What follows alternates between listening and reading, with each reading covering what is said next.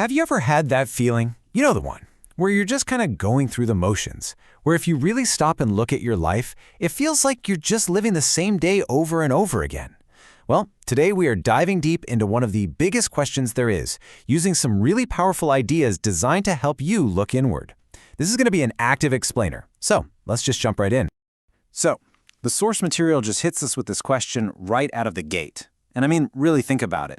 That morning alarm, the commute, the job, the trip home, is that a life you're consciously building, or is it a loop you've just kind of fallen into?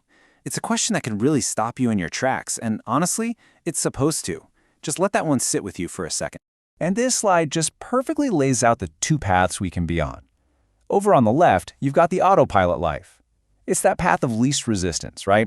It's comfortable, it's predictable, but it's often a route that was set by someone or something else. But then, on the right, you have the conscious life. That's the path you carve out for yourself.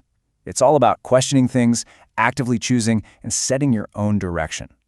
And that choice, well, that's what we're here to talk about. Okay, so let's dig into this first idea, facing the fact that we might be living on autopilot. This is where the real work starts, and it requires a kind of honesty that, yeah, it can feel a little uncomfortable, but it's absolutely crucial if we want to be the ones driving. Now, the source material has this really powerful disclaimer, but listen, it's not here to scare you away. It's actually an invitation. It's basically saying, hey, this isn't about finding some quick, easy answer. It's about being willing to sit with the tough questions and taking responsibility for what you find. So if you're ready for that, let's keep going. So before we can even ask what is my purpose, we've got to tackle something even more basic.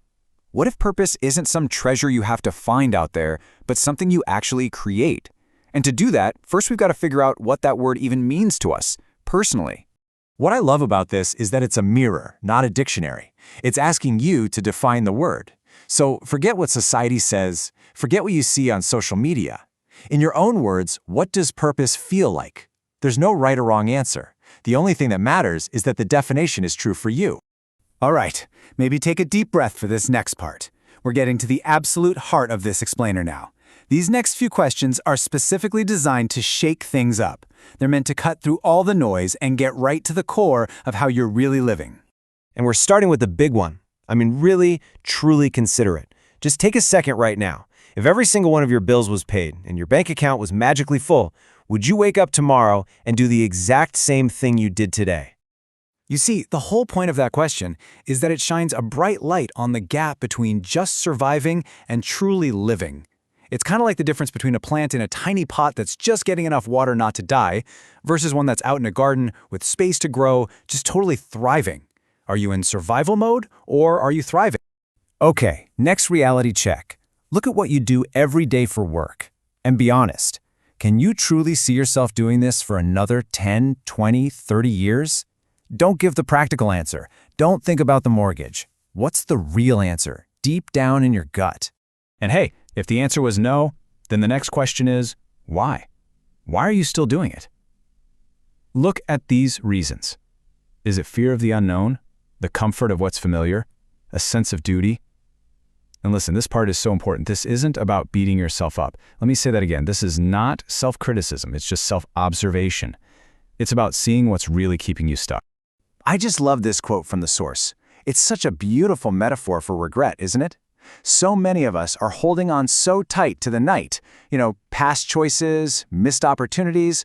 But when we're constantly looking backward into the dark, there's no way we can see the new day, the new sunrise that's right there in front of us.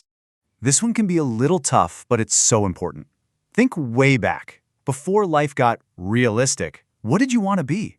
What passion did you just set aside? The source reminds us that those buried dreams, they don't just vanish. They can actually become the source of that quiet, nagging dissatisfaction that sometimes follows us around. So, we've talked about money, we've talked about time, we've talked about old dreams, and all of that has been leading us right here to what is maybe the most important question in this entire process. This is where we really get to the heart of it all. This is it. This is the big one. What is so fundamentally important to you, so precious, that you would do it and protect it and stand for it even if no one ever clapped for you, even if the whole world thought you were crazy? What is the one thing you would never, ever compromise? That's where purpose starts to grow. And here it is. This is the key takeaway from this whole thing. A real purpose can't be handed to you. It can't be borrowed. It has to come from inside you. And that requires a massive amount of trust. Trusting your own inner voice more than the noise of the crowd. You are the only one who knows what is truly important to you. You have to trust that. So, we've done the deep dive, we've asked the really hard questions. Now what? Well, now we talk about how to take all these insights out of your head and actually bring them into your life. This is where reflection turns into real action.